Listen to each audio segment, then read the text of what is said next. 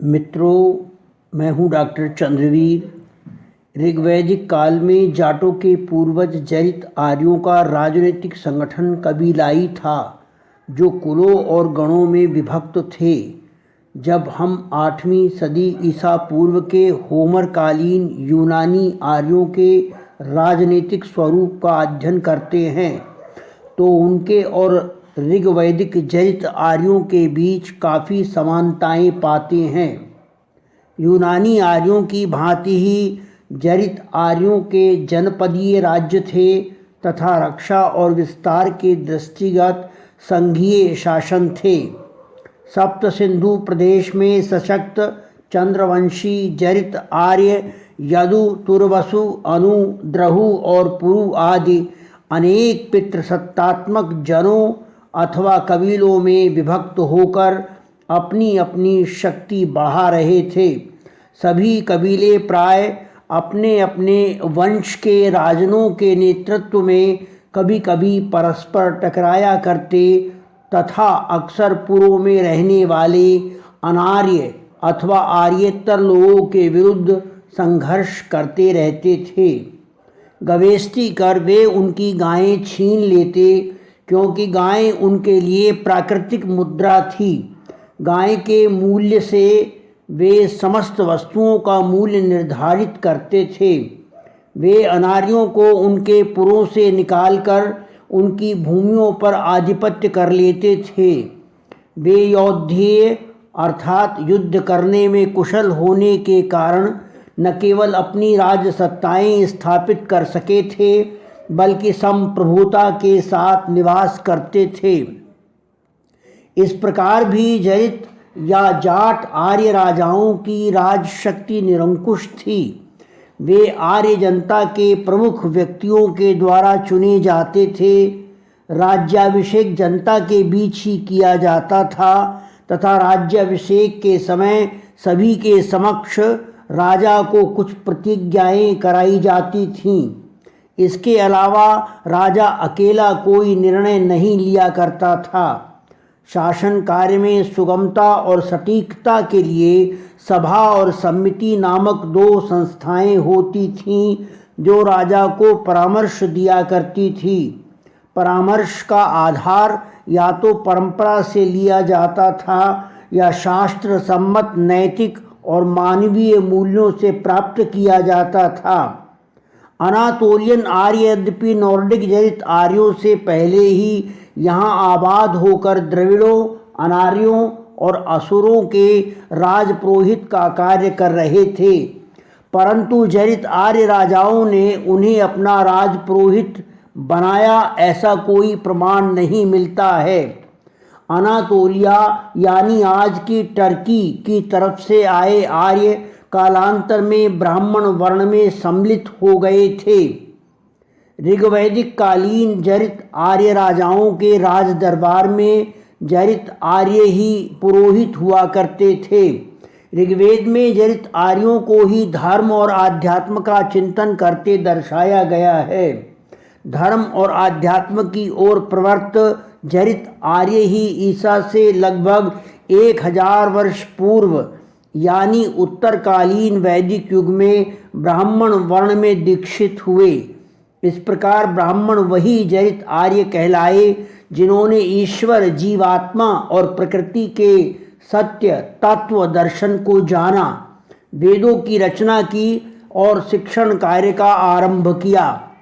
जाटों के ऋग्वैदिक कालीन पूर्वज वैदिक जरित आर्य राजा गणतांत्रिक शासन व्यवस्था के साथ साथ युद्ध का संचालन भी स्वयं ही किया करते थे। वे केवल युद्ध कला में निष्णात ही नहीं बल्कि अप्रतिम पराक्रमी भी हुआ करते थे। उनके युद्ध नैतिक नियमों से बंधे होते थे, जैसे वे स्त्री, नपुंसक और बालक पर कभी प्रहार नहीं करते थे। इसी प्रकार निहत्थे सैनिक पर भी आक्रमण करना अनीतिगत और कायरता समझा जाता था। हारे हुए राजा की प्रजा पर वे कभी अत्याचार नहीं करते थे। उनका अत्याचार सिर्फ इतना था कि वे बढ़िया नस्ल के घोड़े और गायों को अवश्य छीन लेते थे। चूँकि वे मूलतः कृषिजीवी थे, इसलिए उर्वरा भूमि पर कब्जा करके खेती करना अपना अधिकार और कर्तव्य समझते थे।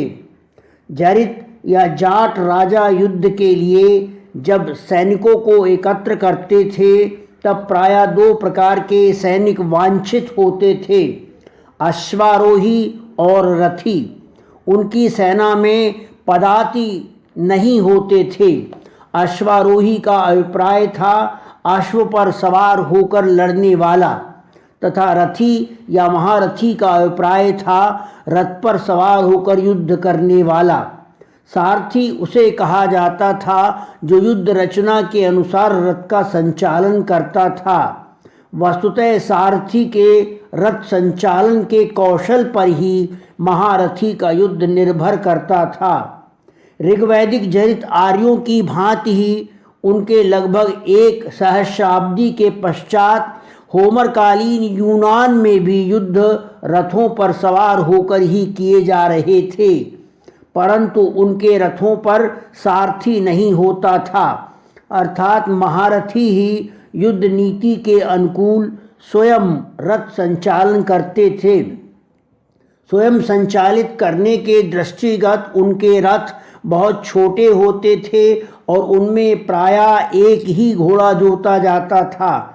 उनके रथ जरित आर्यों के रथों से भिन्न होते थे। उनका पिछला भाग बिल्कुल खुला रहता था तथा जमीन से थोड़ा ही ऊंचा हुआ करता था, जबकि भारतीय जरित या जाट आर्यों के युद्ध रथ चारों ओर से बंद होते थे। उनके आकार भी बड़े होते थे कि किसी किसी रथ में तो 8 घोड़े तक जुता करते थे। जरित या जाट आर्य योद्धा अपने शरीर पर धातु के कवच धारण करते थे तथा सिर की रक्षा के लिए शिरस्त्राण पहनते थे। भिन्न प्रकार के धनुष उनके अस्त्र थे जिनसे बाणों का संधान किया जाता था। आवश्यकता पड़ने पर भाले का प्रयोग भी अस्त्र के रूप में किया जाता था, अर्थात शत्रु पर फेंक कर मारा जाता था। इंद्र ऋग्वेद में वर्णित ऐसा योद्धा था जो वज्र नामक अस्त्र फेंक कर मारा करता था और शत्रु को प्राणांत कर देता था। वज्र धातु विनिर्मित डमरू नुमा एक बड़ा अस्त्र था जिसमें धारदार आरे लगे रहते थे। बीच से पकड़कर फेंकने से उसमें गति बढ़ती थी तथा शत्रु को लगने के बाद उसे बुरी तरह जख्मी कर देता था। मृत्यु निश्चित ही थी उससे। इंद्र ने वज्र के प्रहार से असुरों का वध किया था। ऋग्वेद में इंद्र को जरितराज या जाटों का राजा तथा उसके पुत्र वसुक्र को जरित या जाट कहा गया है। तलवार और गोफन आमने सामने के युद्ध में प्रहार करने के शस्त्र थे। तीर, तलवार और भाले के प्रहारों को रोकने के लिए ढाल का प्रयोग किया जाता था।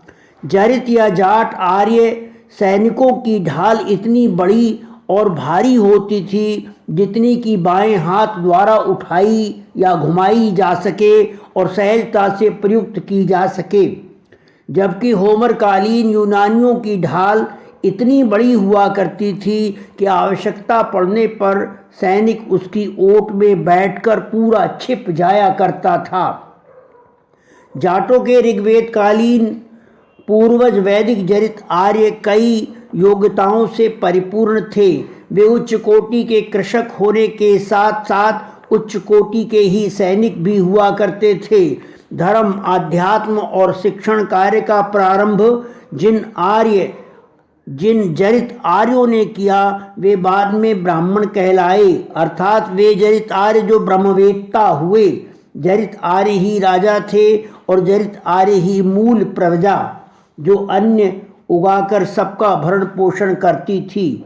जरित आर्यों ने भारत भूमि पर आवर्जित होकर अपने अस्तित्व को स्थापित किया था और राज्यों का निर्माण किया था, इसलिए राज्य भक्ति उनमें कूट कूट कर भरी थी, जो उनके वंशज जाटों में आज भी देखने को मिलती है।